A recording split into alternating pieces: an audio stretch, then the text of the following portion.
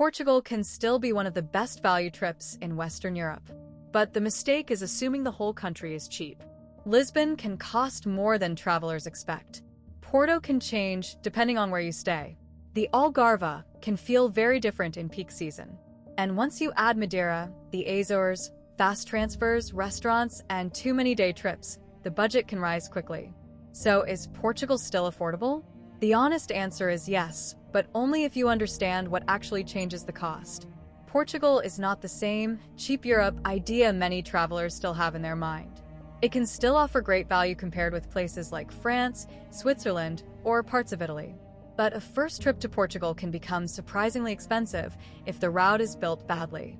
The first big cost is getting there. International flights will usually be one of the largest parts of your Portugal travel budget, especially if you are coming from the USA, Australia, or Asia. For many travelers, Lisbon is the most practical arrival city. Porto can also make sense, especially if your route is focused in the north. But here is the first surprise. The cheapest flight is not always the cheapest trip. If you save on arrival but create a route that forces extra transfers, backtracking, or awkward hotel nights, the savings can disappear fast. A good Portugal itinerary starts with the route, not just the flight. The second big cost is accommodation. This is where many travelers feel the difference quickly. Lisbon and Porto are still strong first-trip bases, but the best locations can cost more than people expect. A hotel near the areas you actually want to explore may feel expensive up front, but staying far away just to save money can add transport time, extra rides, and more friction every day. The Algarve is another story. It can be beautiful, but in popular coastal areas and busy travel periods, prices can rise quickly. Madeira and the Azores can also change the budget because they are not simple add-ons to a mainland route. They require more planning, more travel time, and often a different rhythm. That does not mean you should avoid them. It means you should not treat them like cheap, easy extras. The third big cost is transport. Portugal is easier to move through than many countries, but movement still matters. Trains and buses can work well between major mainland destinations. Lisbon to Porto is a common route. Day trips like Sintra or Cascais can be practical from Lisbon. The Douro Valley can fit well from Porto. But the faster you move, the more the costs start stacking. More transfers, more luggage days, more local rides, more chances to book the wrong base, more time spent moving instead of enjoying the place.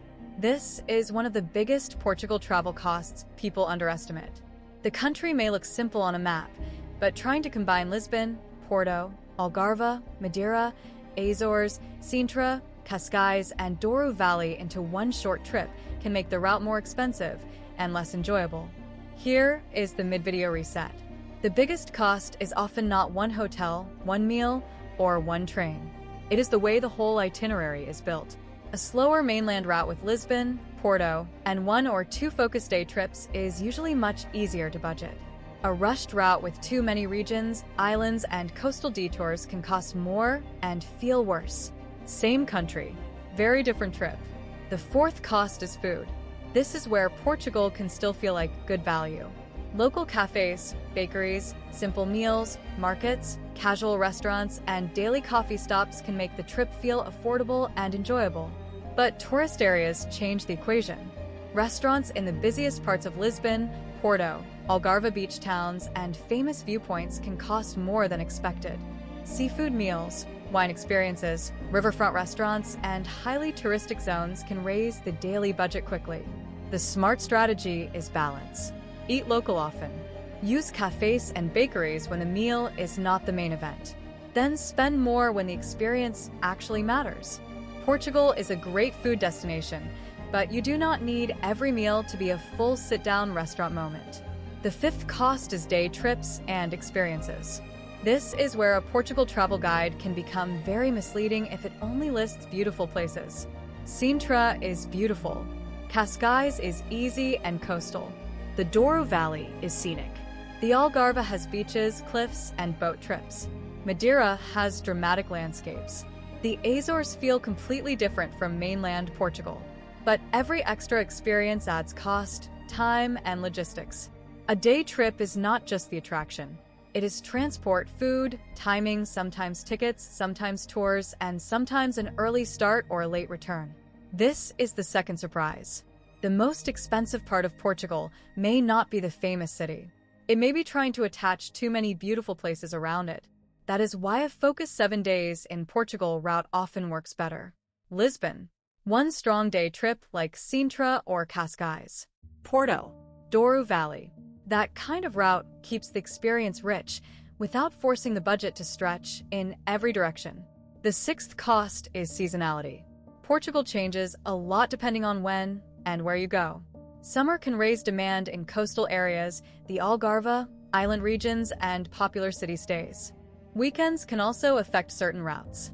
Shoulder season often feels easier for many travelers because the weather can still be pleasant, but the pressure may be lower than peak periods.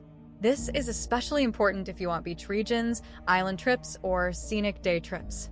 The same Portugal itinerary can feel very different depending on the month. So what do different budgets look like? A budget traveler can keep Portugal more affordable by staying in simple accommodation, using cafes and bakeries often, limiting region changes, and choosing day trips carefully. This works best with a focused mainland itinerary. A mid-range traveler will usually spend more on better hotel locations, smoother transport, a few memorable meals, and selected day trips. For many first-time visitors, this is the best balance. A comfort traveler will spend more on premium locations, nicer hotels, scenic stays, restaurants, guided experiences, and easier logistics. That can make the trip smoother, but it also raises the cost quickly. None of these styles is wrong. The mistake is expecting comfort-level Portugal with a budget-level route that includes too many regions. The most common money mistake is overpacking the itinerary. Every extra region looks tempting. Algarve, Madeira, Azores, extra beach towns, extra day trips. But each one adds movement. And movement is where Portugal gets harder to budget. Another mistake is booking late in popular areas. Another is assuming the Algarve or islands are cheap add-ons.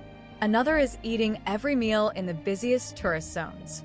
And another is choosing accommodation only by price, without thinking about location. So, how do you keep Portugal beautiful without overspending? Choose fewer regions.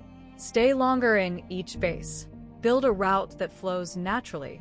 Use Lisbon and Porto as strong anchors.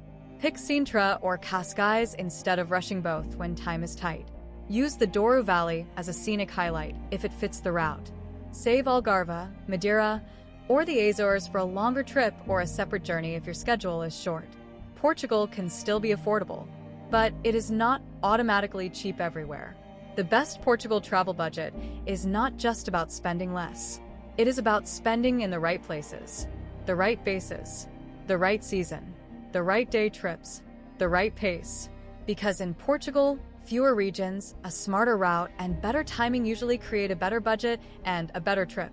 If you want to see how to turn this budget into a realistic route, watch the 7-day Portugal itinerary next, because the way you build the route can completely change the total cost.